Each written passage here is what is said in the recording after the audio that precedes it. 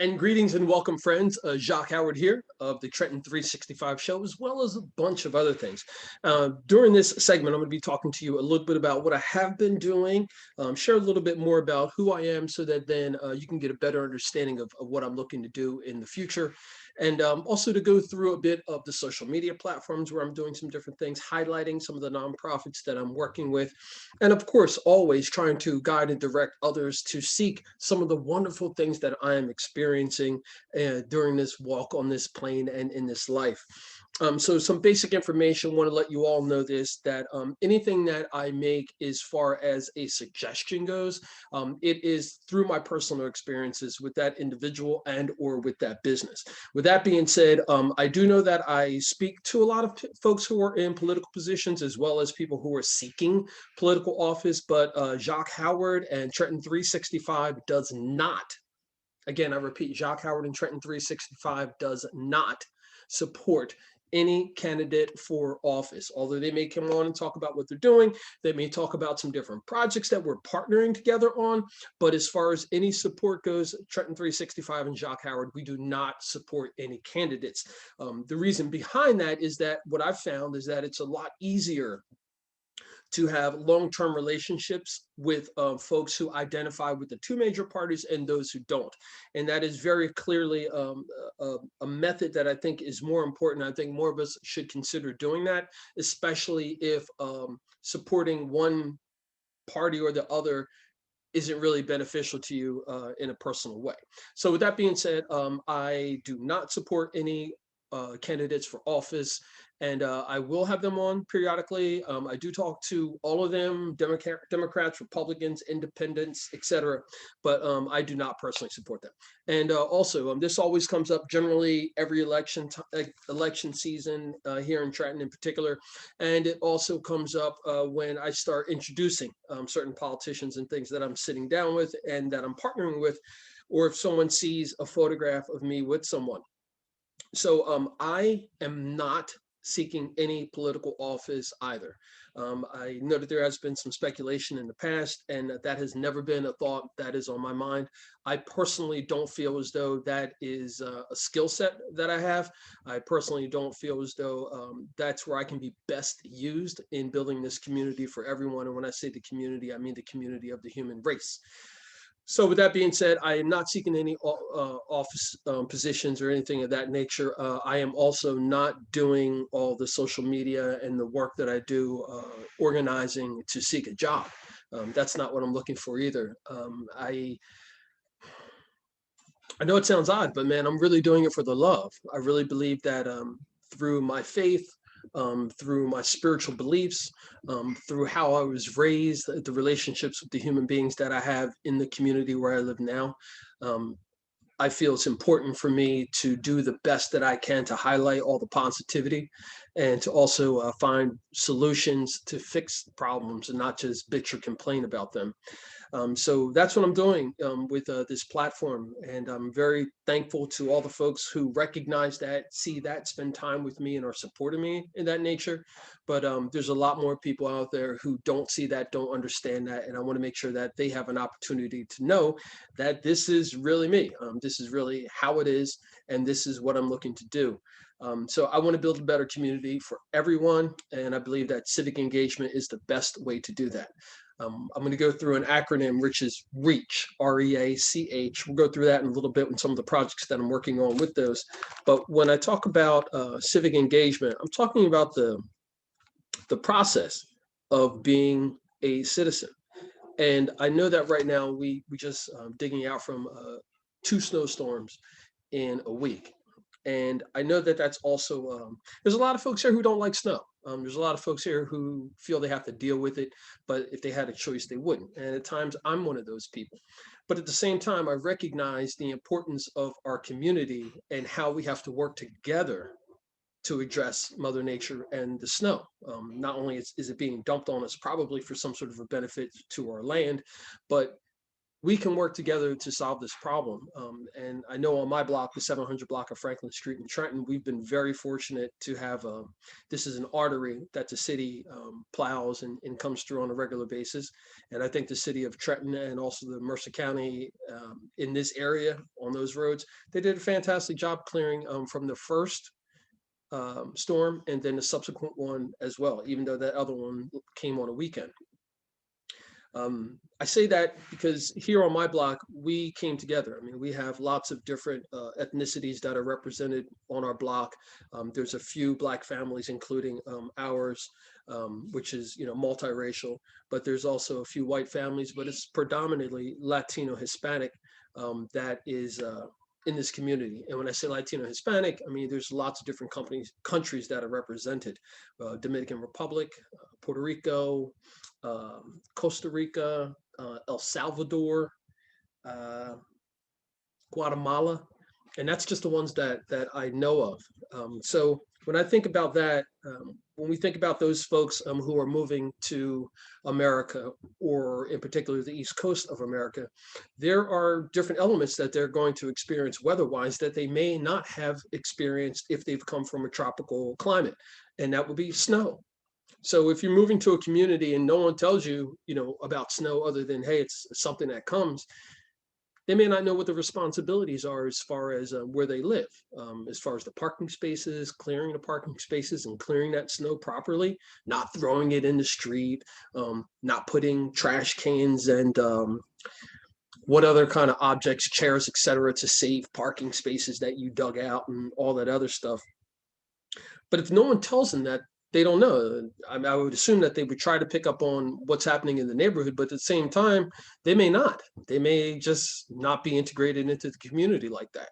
So therefore, there's a big disconnect in that. It could also go for just traditional maintenance of the property, cutting the grass, picking up trash, all those things, all of which I believe that they can be those small things can be fixed with little or no money, with just better communication. When folks move to areas, they generally are, I think, moving to an area trying to connect. Maybe we as a community ought to do a better job of putting together sites and packages and places where people can go and get the general information, such as what you're going to do if you run into a problem. What do you do if you need to have, you smell gas, all those different things. And I think that if we as a community really started embracing everyone who is here, regardless of their situation, they're here. Let's embrace them, bring them together, work together as a team and as a unit collectively so that we can address a lot of these things. I am quite sure regarding immigration that if I were to be taken from where I am here in New Jersey and placed in another country where I didn't know the language or I wasn't comfortable communicating with the language, and I know that I would feel alone. And I know that it would be a spot of learning and trying to figure out what's the best thing to do and how to do different things. But just the same as that would be difficult for me, let's show that same kind of respect unto those who are moving here, and to let them find out what's going on, and let's support them. And I think that we can get this information together. It can be very simple. It can be done from different areas, from the civic leaders, the community leaders, the faith institutions, the municipality. We can get some billboards. There's a lot of things that we can do that won't cost a lot of money, that would just help to bring information to folks and to help them get acclimated and assimilated into the community here, specifically in Trenton. Now, I want to make sure that we go through R.E.A.C.H. Now, R.E.A.C.H is an acronym that I came up with many years ago, and it's R-E-A-C-H, just like you're reaching for something. And that's broken down into recreation, environment, art and culture, civic engagement, health and nutrition. So through those five elements or five subjects, that's where I do most of my focus and most of my work. Now, there's always ways for me to partner and do things with other people, but this is mine. This is my baby. This is how I look at things. So when we talk about recreation, there's a few things that I am passionate about and have always been passionate about, and they are at the forefront of what I'm doing with recreation. Now, physical fitness and all those things are always important, and they have been to me as well, and they will continue to be. But as a young person, I got a lot of joy and great experiences, and got to really find out who I was as a person while riding my bike. And when I say riding my bike, I was riding my bike with the friends in the neighborhoods who were. It was a very diverse group of people. It was co-ed. There were different ethnicities, um, different religious backgrounds, etc. And that in itself was awesome. So any opportunities that I get to talk about biking and encouraging people to bike, it brings me joy. And I think that it's something that in places like Trenton, where less than 50% of the people drive, um, there's got to be alternatives. And walking is one, and those things, but biking and skateboarding are also another. And we have a very strong, vibrant community of folks here who are not only supporting those efforts, but are actually, this is part of their lives. And I want to give a big shout out to the folks regarding the skate park that we're looking to design. The Facebook page is Friends of Amtico Square, and that's located in the East Trenton neighborhood, over by the police station, Taylor Pork Roll, and that area. There's a nonprofit organization that we're working with as well, and that's called the East Trenton Collaborative. And you can find out more information by checking them out online and see some of the programs and initiatives that they are working on. So long story short, the idea behind having a skate park developed. I was working on some ideas like many years ago, and contacted Mark Leckington, who is a childhood friend, who at the time was working for the city of Trenton. And I said, Mark, how come we don't have a skate park here? And I was never a skater. I was a BMX guy, but Mark was a skater. He's a couple years younger than I am. And I always wondered, man, why don't we have a skate park here? I mean, people travel from all over to skate downtown Trenton. Many of the rails have marks from people grinding on them in those things. There's plenty of movies and magazines and other periodicals that highlight the skateboarding scene in Trenton. Well, why don't we have a skate park?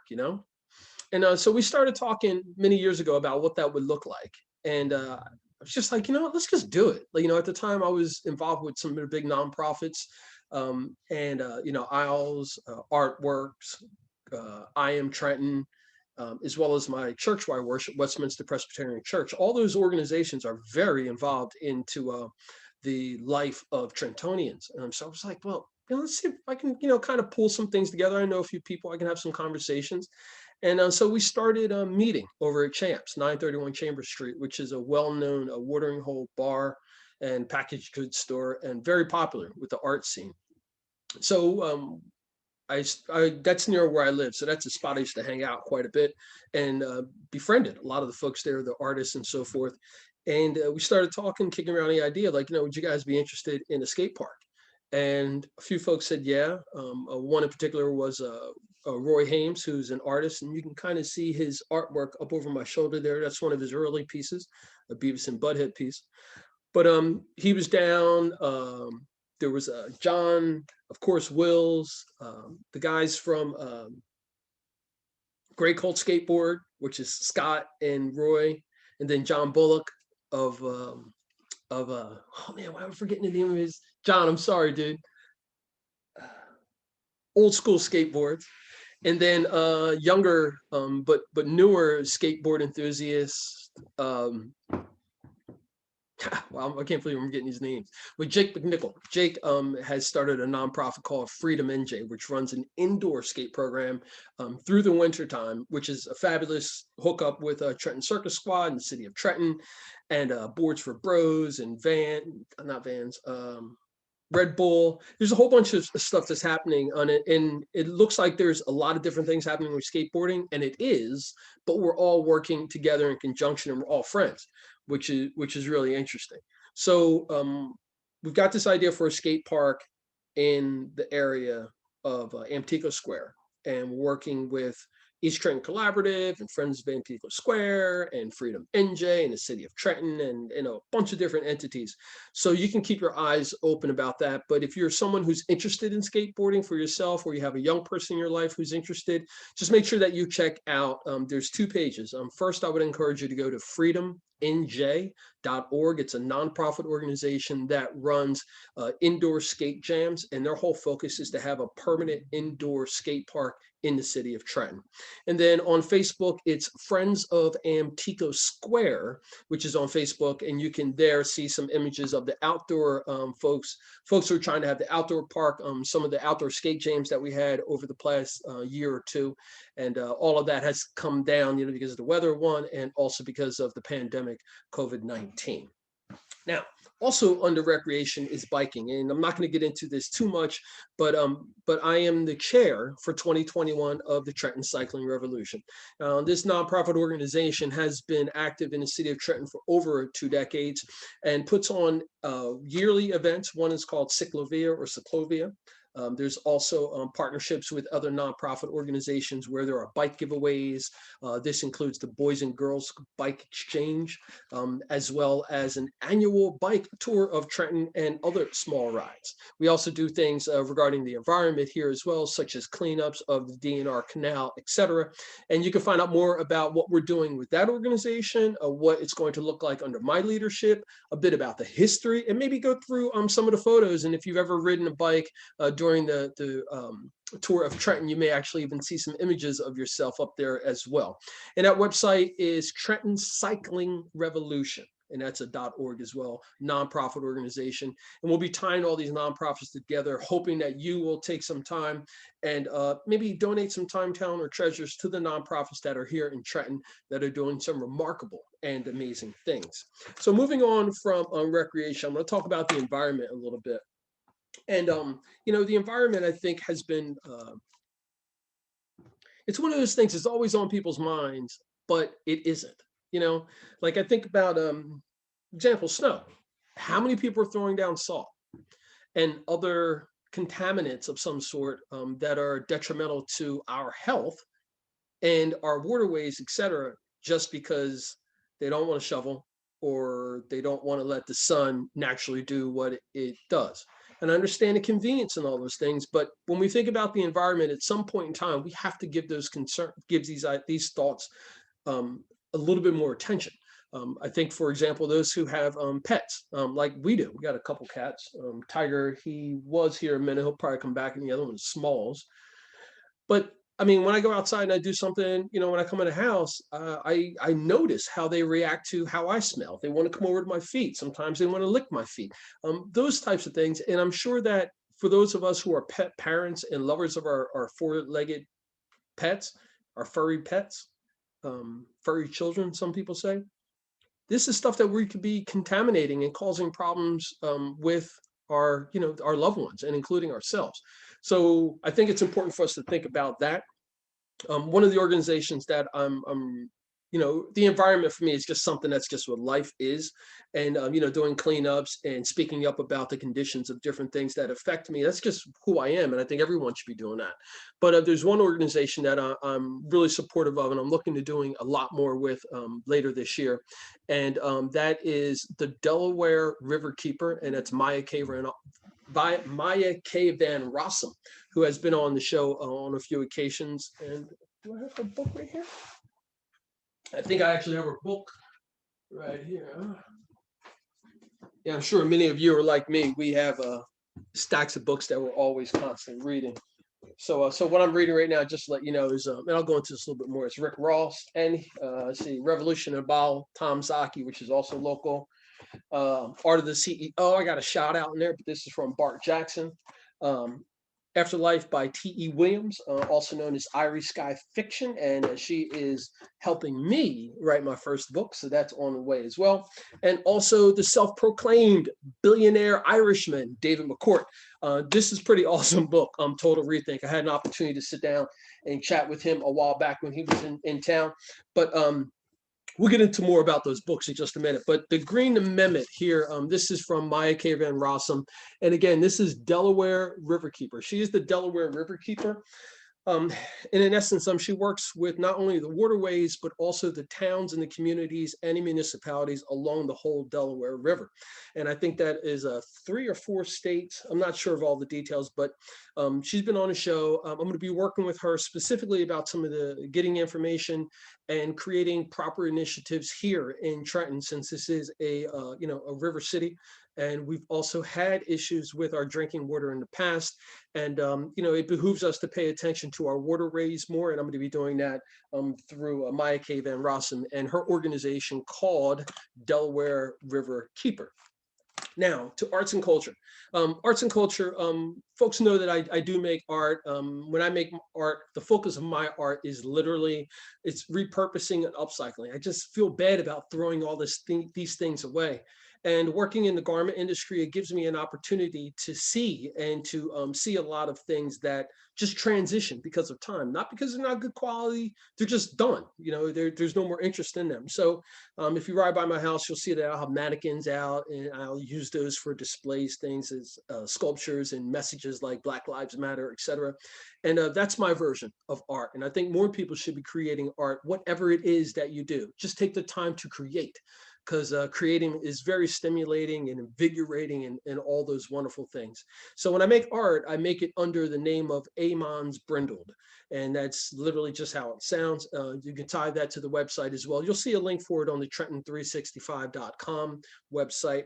And there you'll see the work that I'm creating. A lot of the focus is going to be on the fashion industry, which is where my passions really lie, such as creating textiles, step and repeats, those things, but also to creating accessories like cufflinks and anything that kind of catches my ideas.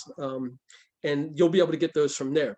But I don't like to draw too much attention to me, because this is not what my axis is about. My axis is about the other arts and culture folks who are in my life. And that means, partnering with the African American Cultural Collaborative of Mercer County, sharing their information, but also partnering with other artists like Will Casso and Carrie Maurice and others who are doing wonderful things, and helping to tell their story and helping to highlight their art and to drive some attention to them, because these are folks that I think their work is fantastic. And I think that if you're an art collector or an art investor, this is a great opportunity for you to get some of their work and get it into your collection. And who knows, remember a Basquiat sold for what, 120 or 170 million dollars? Who knows if we have Basquiats around here right now? I personally think that we do. I think it's just a matter of us supporting them so that they can get to that spot. Okay, now when we talk about civic engagement, one of my projects with the civic engagement portion is Library Boxes of Trenton. Now, Library Boxes of Trenton was a project that came up with a few years ago, and a big shout out to Verlena Reynolds Jackson, who was at the time a member of the Trenton City Council, and she got a proclamation for the project, and I'm very thankful for that, and we're going to share more information about that. That was a few years back. I'm sorry, folks. It's tough for me to go back and post stuff from the past. I'm just so focused on moving forward. I'm sorry about that.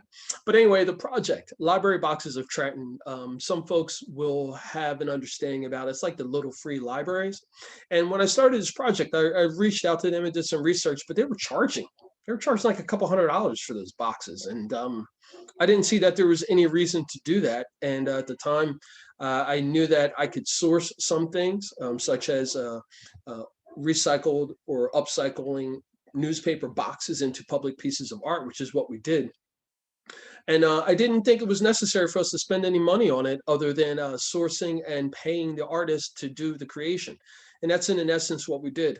The project was quite simple. The initial seed money came from I Am Trenton grant that went to Classics Books and Gifts and the Trenton Children's Books at Home program. So they provided me with enough books and reading materials to fill the 15 plus boxes of library boxes that we have. And the hashtag is LBOT, LBOT, like Library Boxes of Trenton, which is like a robot. So anyway, City of Trenton, not City of Trenton, excuse me. I Am Trenton with Classics Books and Gifts. Big shout out to Eric Maywar and family there. Got funding and books. The Trenton Downtown Association, John Gordon was there at the time. He assisted with getting the library boxes, or excuse me, the newspaper boxes that would be turned into library boxes. Uh, from there, Bart Jackson of Prometheus Publishing secured some financing to pay the artists. And again, it was about 15 artists who came out and painted these boxes. And the model for the project is not to create another business or for one person to handle it. The idea was that residents, organizations, businesses, and individuals would adopt these boxes, take them as their own, keep them updated, maintain them, and maintain the surrounding area. And I'm happy to say that we still have that happening. There are several that are out in the community, and we're looking to have more coming up in the future. But WIMG 1300, Franklin Parks Northeast Block Association, Champs, Hedgepath and Williams School, Mercer Street Friends, residents on South Clinton, as well as Mill Hill. Also, the Capital City Farm are some of the adopters, and they are doing a wonderful job distributing books and other reading materials and information to the general public or these free locations. Now, finishing up, the health portion of it is going to be a really big focus and a really big push on cannabis.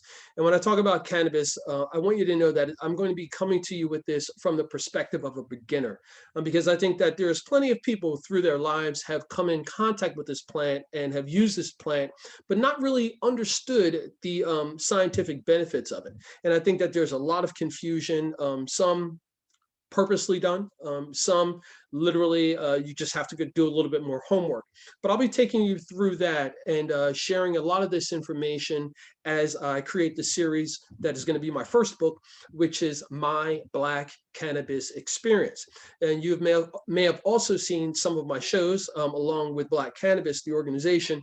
And those shows are called Black Cannabis 365, where we are interviewing and spending time with people of color and minorities who are in the cannabis industry, showcasing their projects, their products, and also their story. Because many people don't recognize the direct implications of what has happened to people of color, in particular African Americans, in urban environments because of the war on drugs. I know when I think about my time of not using cannabis, it was directly because of what I was hearing from the war on drugs and the information that was being taught there.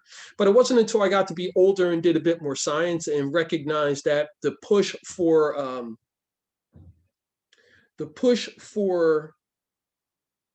addictive narcotics to fix ailments, sometimes small ailments, as opposed to using something that is natural, which has been here for thousands of years.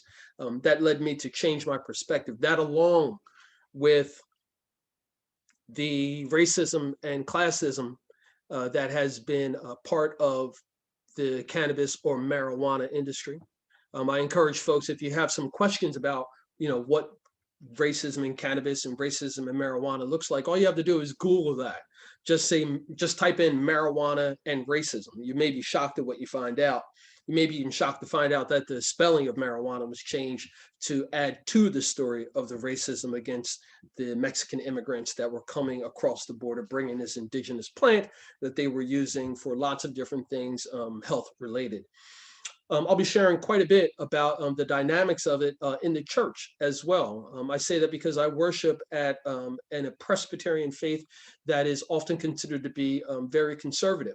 But what I say, the church that I worship at locally, that is Presbyterian, Westminster Presbyterian Church, and a big shout out to the leadership there, the elders in the session and deacons, and Senior Pastor Reverend Karen Hernandez Granzin for the conversations. We'll say that. I personally am a supporter of cannabis in use in different, I'm going to say in different references, but we'll keep it just with the medicinal fact of it right now. I'm supportive of that. And I know that there are others who are also supportive of that, but I think that there's a lot of confusion about what does that look like for general use? What does that look like for social justice and the people that were incarcerated for this plant, some recently, when it's considered legal in the state of New Jersey. So there's a lot of conversations that need to be had, and these conversations need to take place, just like everything else, in an open setting where people's opinions can be fully shared and respected just the same as the other people are as well. And through Black Cannabis, we're going to be initiating those things. And again, through my personal experiences with cannabis and through my book and future publications that'll be coming out, My Black Cannabis Experience by Jacque Howard, we'll be touching on those things, but also providing you opportunities to get involved, whether that's discussions, whether that's finding out how you can get involved in the business, maybe not in the plant touching portion of the business, but the ancillary businesses, packaging, distribution, shipping, banking, law, insurance, bookkeeping, all those things are going to be needed in this industry that is coming. And this industry is estimated to be about $25 billion annually.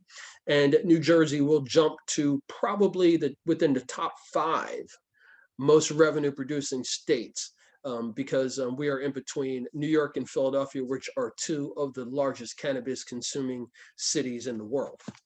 So that sink in mind too for those of you who are business folk, and for those of you who are people of color. And just to let you know, this $25 billion industry that is going to be coming annually, people of color make up less than 0.5% of the business owners. So think about that, $25 billion annually, and people of color make up less than 0.5% in this industry. Probably because of a lot of the things that we've been taught over the years, and the devil's weed and reefer madness, and what this will make blacks feel like they're uppity and all those other crazy things. Come on, man. It's 2021. It's time for us to move beyond all this nonsense. And look, we're still talking about MLK, and he's been dead for how long? Keep that real and let that sink in. So what are we going to do? We're going to wait for that knight in shining armor to come galloping down the street in a white horse. If somebody did that nowadays, the city would probably freak out.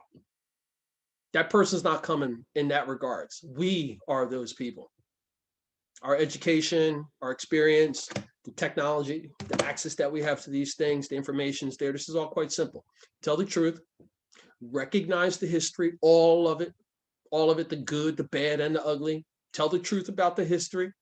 If your family or if your community has benefited for hundreds of years because of slavery, tell the truth. If you were born later and, hey, you didn't get the privileges of your great-greats, well, SOL. Times are changing. Whether you're a small business or whether you're a national business, if you don't have true brand recognition, true brand honesty, you're going to get found out. And more than likely, someone's going to say something, and you might as well just get your stuff in line now. Don't just wait for the shoe to drop on one of the other companies. If you know this is the deal, take actions to correct and justify what the truth is.